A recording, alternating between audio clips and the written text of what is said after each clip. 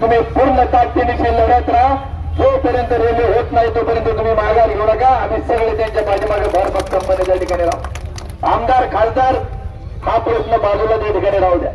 अनेकांनी उल्लेख केला की अभिजित दिप्पेंचा उल्लेख केला, सोनम वांगचुक यांचा उल्लेख केला की लोक जमतायत. लोकांना हे त्या ठिकाणी माहित पाहिजे तर लढणाऱ्याचा हेतू हा प्रामाणिक असला पाहिजे, तो फितूर होणारा नसला पाहिजे, जरांगीसारखा त्या ठिकाणी लढणारा असला पाहिजे. जनता त्यांच्या पाठीमागे राहिल्याशिवाय त्या ठिकाणी थांबणार नाही आणि म्हणून आपण हा लढा त्या ठिकाणी लढत राहू. आज रेल्वे जशी गेली पुढे राहू कदाचित आपल्या सगळ्यांना माहित नाही. विधानसभेला सांगितलं होतं की ही लढाई पाहण्यासाठी आहे, बोलता होणार नाही.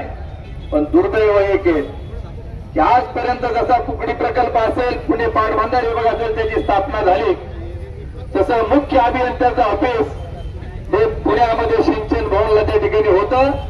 पण तुमचं आमचं दुर्दैव आहे की आज पुण्यामध्ये असणारं राज्य सरकारचं मुख्य अभियंता की जर आपल्याला रावसाहेबांनी पाणी सोडलं नाही, आपण नारायणगावला कार्यकारी अभियंत्याकडे त्या ठिकाणी जातो. त्याने ऐकलं नाही तर आपण सुपरिटेंडेंट इंजिनियरकडे त्या ठिकाणी पुण्याला जायचो. त्याने जर ऐकलं नाही तर चीफ इंजिनियरकडे आपण त्या ठिकाणी मुख्य अभियंत्याकडे त्या ठिकाणी जायचो. परंतु गेल्या 2 महिन्यापूर्वी मुख्य अभियंता पुणे पाटबंधारे विभागाचे जे आपल्याचे आहेत रमेश भाऊ, ते कार्यालय आज कुठे गेले? ते इथून उचललं आणि सोलापूरला त्या ठिकाणी गेलं. पण आमचं म्हणणं आहे का लोकप्रतिनिधी म्हणून राज्य सरकारचं अस्तित्वात आल्यापासूनचं कार्यालय सोलापूरला का गेलं, तुम्ही हे लोकांना का सांगत नाही? हा देखील आजच्या निमित्ताने त्यांना सवाल आहे. या रेल्वेचे जे आपल्याला फायदे होणार आहेत, प्रवासातला वेळ वाचेल, त्याचबरोबर खर्चामध्ये बचत होईल. सगळ्यात स्वस्त जर काय असेल तर ती जलवाहतूक, जहाजाचा प्रवास हा सगळ्यात स्वस्त. 2 नंबर रेल्वे, 3 नंबर रोड आणि 4 नंबर विमान हवाई वाहतूक. आज आपल्या परिसरामधून जर रेल्वे गेली तर आपल्या सर्वांना माहिती आहे की आपल्या भागात नाही पण मधल्या काळामध्ये उज्जैनला ट्रेन भरून निवडणुकीच्या काळात गेल्या. किती जातात एका ट्रेनमध्ये लोक? 2700च्या दरम्यान ऍडिशनल जर आपण त्याला बोगी जर जोडल्या 2,500 ते 2700 पर्यंत, 2,500 ते 2700 पर्यंत लोक जातात. मी म्हणतो 2,500 लोक धरा.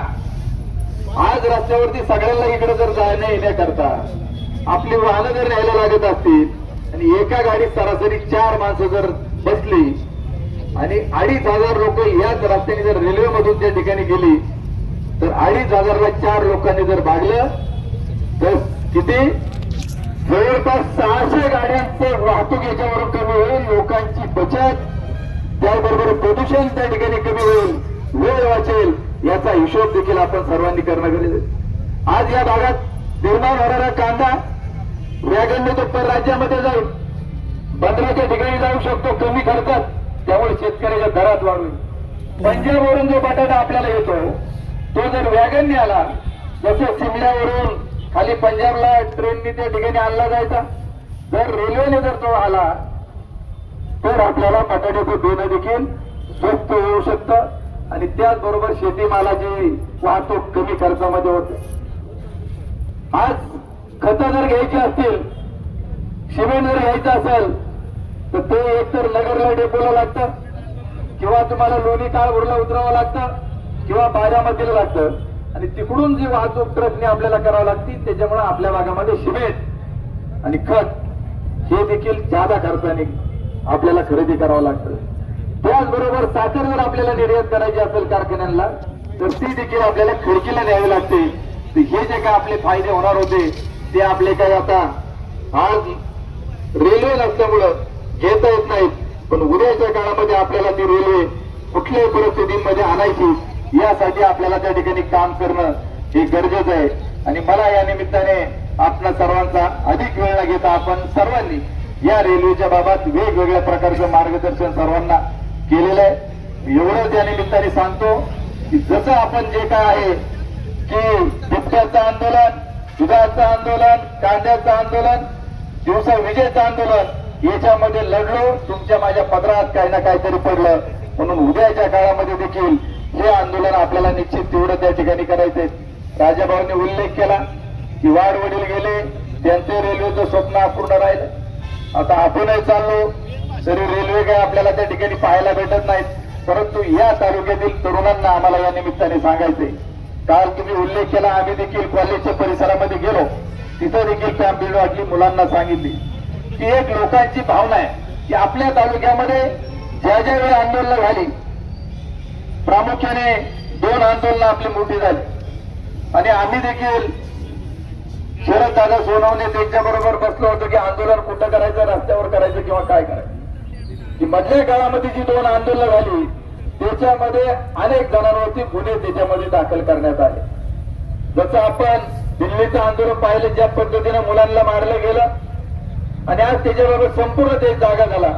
कदाचित मुलांच्या मनामध्ये देखील ती भावना असू शकते की या आंदोलनामध्ये जर अगोदर की निपक्षपातीपणे कारवाई व्हायला पाहिजे.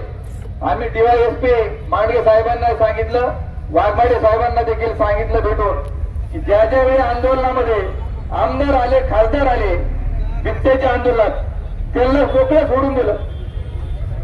बिबट्याच्या आंदोलनात गोंधळ घालणारे जे होते त्यांना देखील मोकळं सोडून दिलं.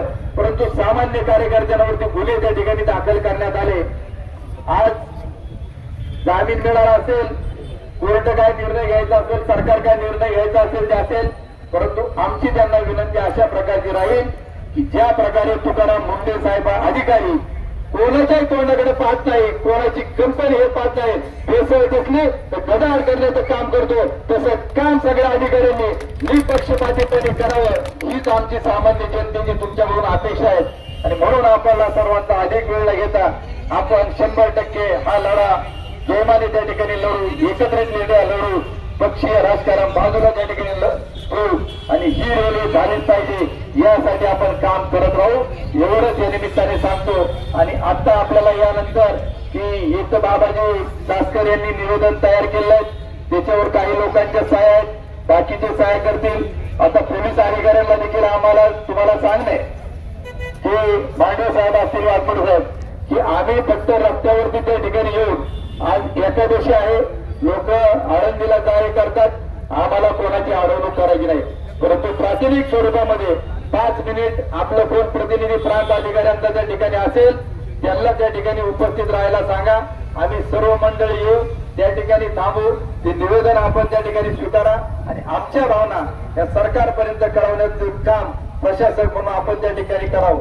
त्याचबरोबर आपल्या सर्वांना देखील PDF आम्ही काल पाठवलेले आहे की त्या PDF वरती मेल आणि ते मेल ID त्याच्यामध्ये देण्यात आले आहेत, त्याच्यावरती आपण ते मेल फॉरवर्ड फक्त करायचे की जेणेकरून प्रधानमंत्र्यापर्यंत त्या ठिकाणी जाईल, हे देखील या निमित्ताने सांगतो. आणि ज्या पद्धतीने तुम्ही खासदार डॉक्टर अमोल कोल्हेंच्या बाबत नितीनराव असतील अन्यांनी ज्या भावना व्यक्त केल्यात, तुमच्या भावनांची देखील आम्ही सर्वजण सहमत आहोत.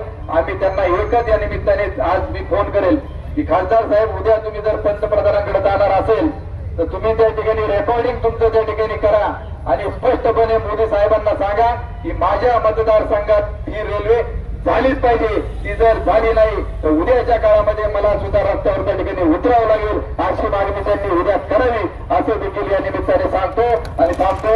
धन्यवाद. जय हिंद, जय महाराष्ट्र.